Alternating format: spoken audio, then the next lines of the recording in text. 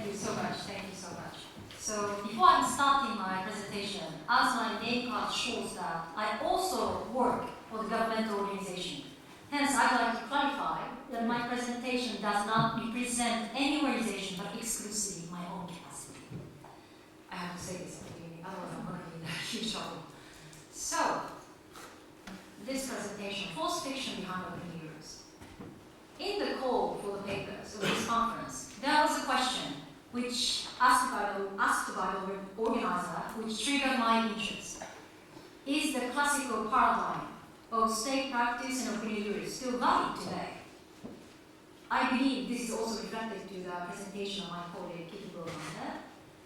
So it is a good question, really, polemical and also thought-provoking.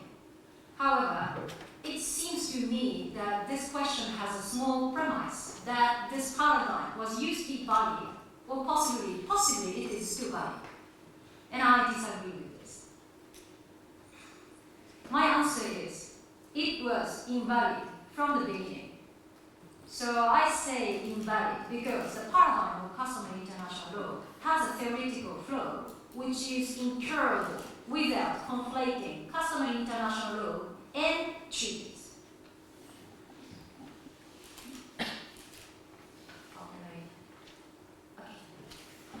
So today, I'd like to speak of a more fundamental issue pertaining to today's much debated issue of creation of customary international law. And yes, it is not identification, recalling the distinction pointed out by Professor Kamhofer earlier.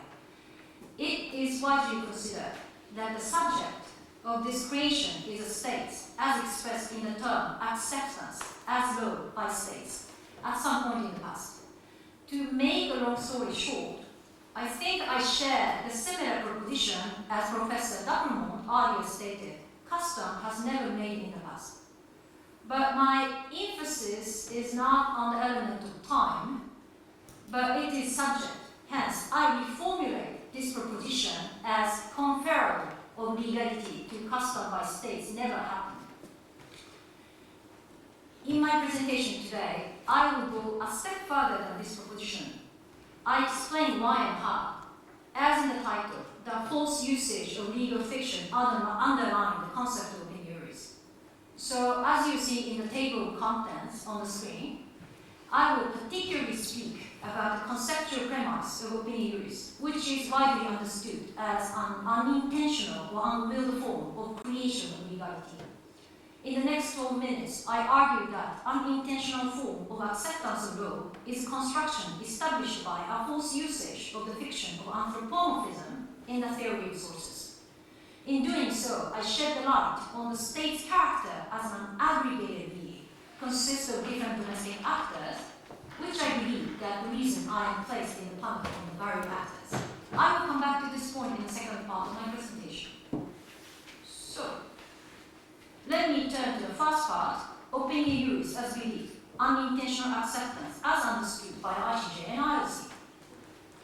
So, customary international law has always been valued for its flexibility contrary to the treaties.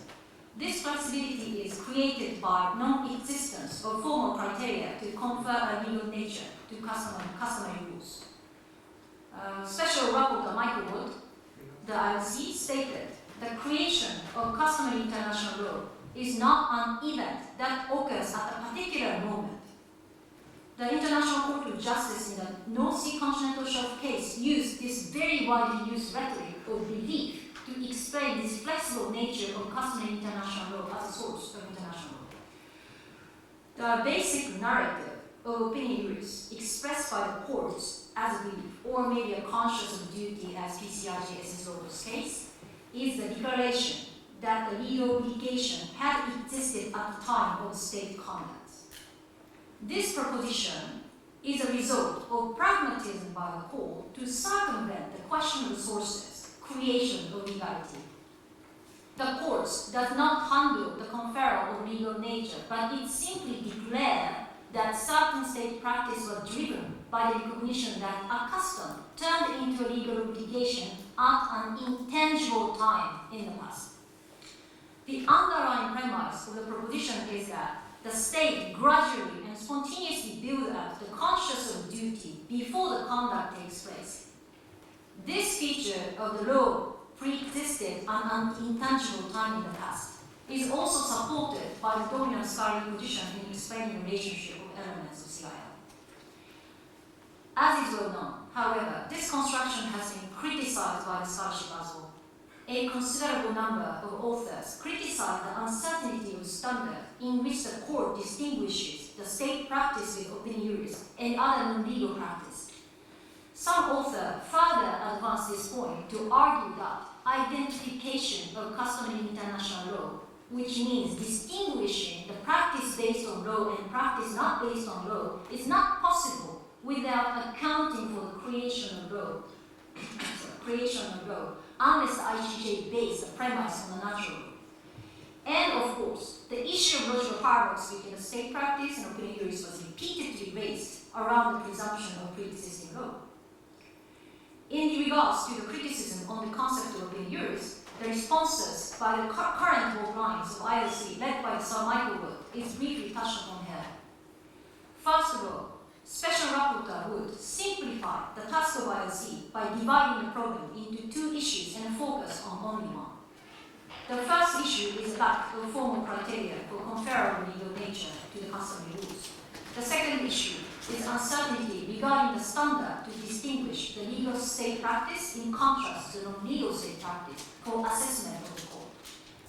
The first issue pertaining to the source of CIL, namely how the law is created or accepted, while the second issue is basically about identifying what is treated as law by the state, as was also mentioned by Professor Kamahofer earlier. The special rapporteur focused on the second question, the issue of identification.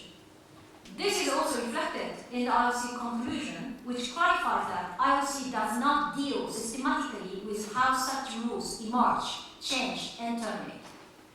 In terms of issue of creation, the special rapporteur decided to relabel opinio juris as acceptance as law, as his solution to the opinio juris paradox, yet it basically inherited the same premise of ICJ, pre-existing creation law.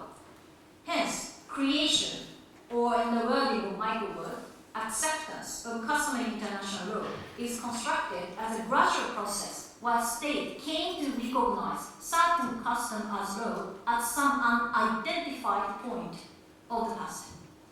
In short, what special rapporteur would tackle in his report is to clarify the uncertainty regarding the distinction between the legal and non-legal state practice by focuses on the issue of evidence in identification of customary international law. So my evaluation here is, despite the efforts by the special rapporteur, the current direction of ILC to avoid the issue of sources or creation of customary law does not provide a solution to the deficiency of the doctrine of customary international law. In short, the unquestioned presumption of the pre-existing law is a problem. It is simply not possible to conceptualize creation of customary international law in such way to presume that state gradually spontaneously build up the conscience of duty. So now I'm turning to the second point, fiction of anthropomorphism and its limitation under the dominant approach to opinio juris. So I argue that this presumption that state gradually build up the conscience of duty does not work under the fiction of anthropomorphism, which underlie the doctrinal sources in international law. So the anthropomorphism in theory of sources is, to put it simply, the concept of unitary state in constructing the will, intention, belief of a state in speaking of international lawmaking. The core function of the anthropomorphism is that a state, a corporate entity, is treated as a unitary being with a mind, like a natural person. This premise of unitary state is, of course, also shared to the concept of opinio juris, as was alluded by ICJ and ILC, which I briefly summarized earlier. Today, I argue that the curiously unquestioned presumption of opinio juris as belief, namely spontaneous, gradual, unintentional form of acceptance, creation of a legal obligation by a state, is a false usage of this fiction of anthropomorphism. To be fair, I'd like to mention a few names which criticize this anthropomorphism in the concept of state before me.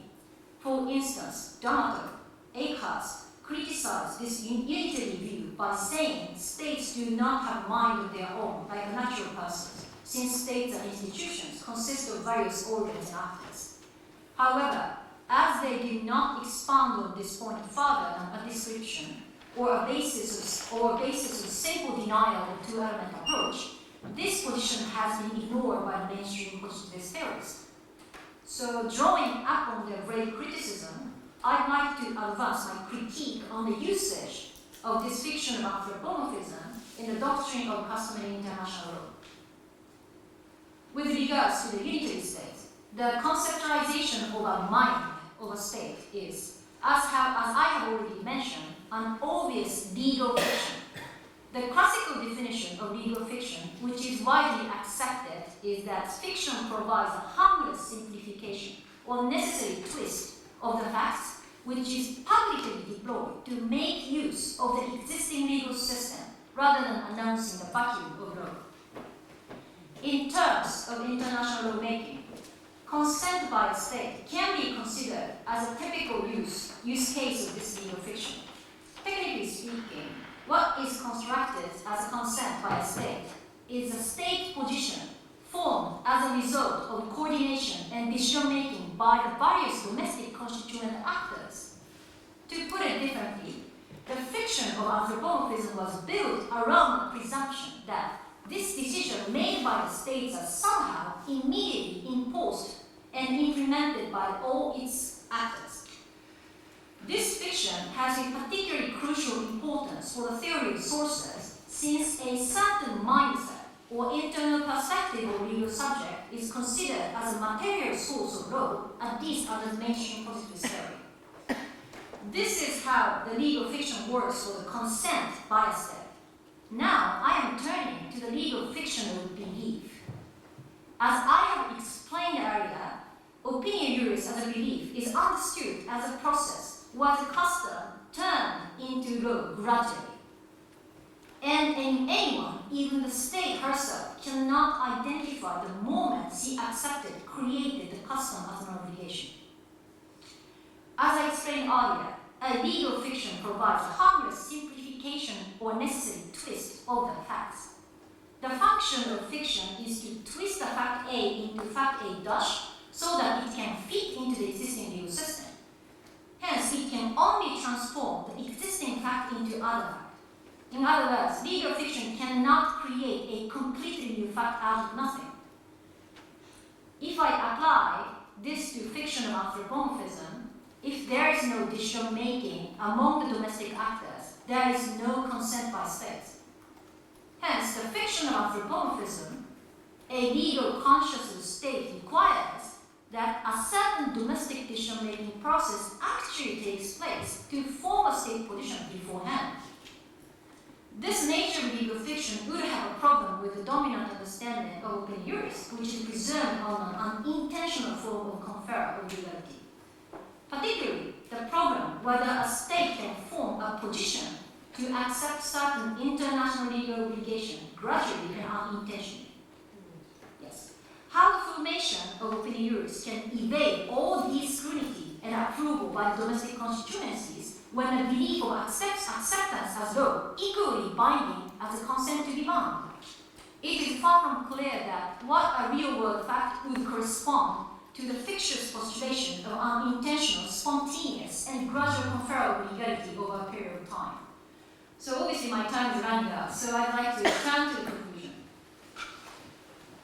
I argue that construction of opinio juris presumed on an unintentional form of law acceptance is just broken here, because due to the fact that a state position is a result of decision-making process at the domestic level that involves intentional and conscious coordination among the different positions of domestic actors. The kind of mindset that a state is deemed to have under the fiction of anthropomorphism is, hence, only intentional natures.